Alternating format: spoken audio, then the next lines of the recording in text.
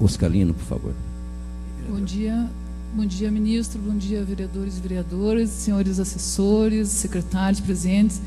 Quero dizer que cumprimento a vereadora Maria Manfron, parabéns, que excelente iniciativa, e quero agradecer, sou muito grata ao ministro pela sua presença, porque isso é muito estimulante, principalmente para mim, médica, e hoje presidente da Comissão de Saúde aqui na casa. Durante sua fala, muitas das minhas dúvidas foram esclarecidas, mas eu ainda tenho tantas que eu passaria o dia aqui perguntando. Mas as principais seriam assim: o INPS foi criado em 66, o INAMPS em 77 e o SUS pela Constituição de 88. Daí sim, consolidou a questão da assistência unificada e centralizada. Por que eu pergunto isso? Porque isso criou filas, na verdade.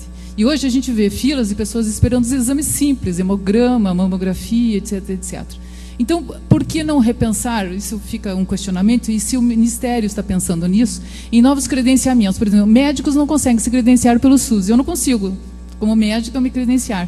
Tampouco a clínica que eu atendo. Isso é uma manifestação do segmento médico. Isso, certamente, contribuiria para diminuir as filas com várias clínicas credenciadas. Uma outra pergunta seria com relação à judicialização, que o senhor tratou aqui. Mas a questão da judicialização não vai só na questão dos medicamentos, tem que lembrar a questão das cirurgias também. Existem cirurgias complexas que não são realizadas no país. Então, qual é a solução que o Ministério está dando para isso? Quer dizer, nós temos tecnologia hoje de robótica, né?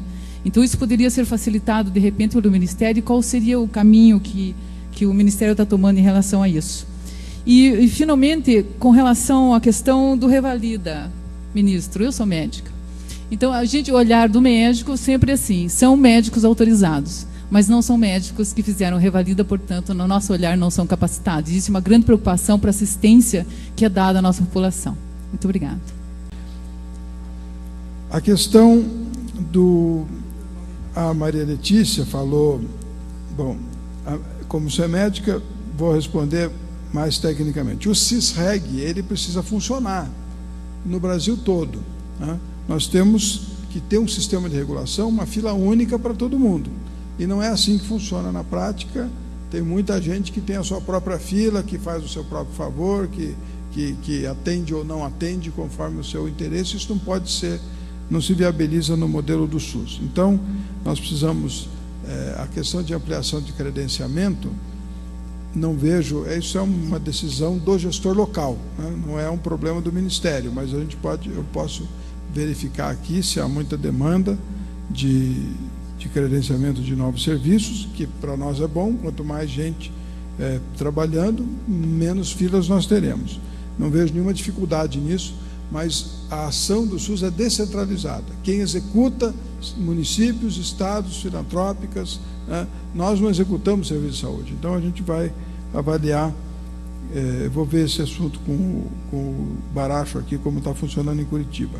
A judicialização de cirurgias também ocorre, é comum que se peçam para fazer cirurgias no exterior, com modalidades de transplantes que não estão múltiplos, que não se fazem aqui no Brasil, mas por isso que a gente está criando esses núcleos de assistência técnica por juízes, para eles poderem avaliar se de fato precisa mesmo, né, mandar para o exterior para fazer cirurgias, porque muitas vezes estão mandando para o exterior fazer cirurgias que nós fazemos aqui no Brasil. Mas o juiz não sabe, ele manda fazer, depois não consegue reverter.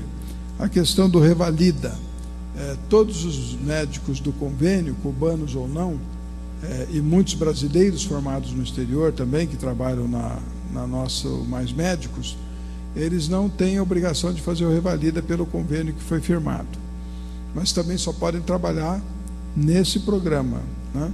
Os que fazem revalida ficam com a liberdade de trabalhar em qualquer lugar, né?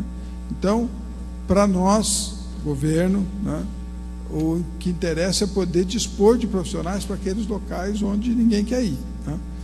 Então, nós temos muitos municípios que fazem concursos sequenciais e não conseguem contratar médicos.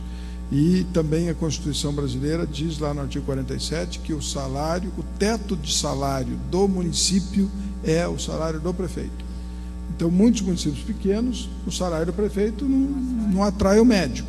Então, a gente estamos quebrando o galho, vamos dizer assim, né? O Mais Médicos tem um tripé: mais universidades, mais faculdades de medicina, mais residência médica e médicos de convênio para suprir a necessidade imediata.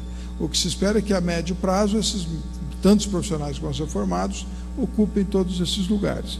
Então o Revalida não atende o interesse do governo na medida em que o médico que faz Revalida trabalha aonde ele quer, ele não fica mais vinculado ao programa, e aí não vai lá trabalhar onde a gente precisa, né?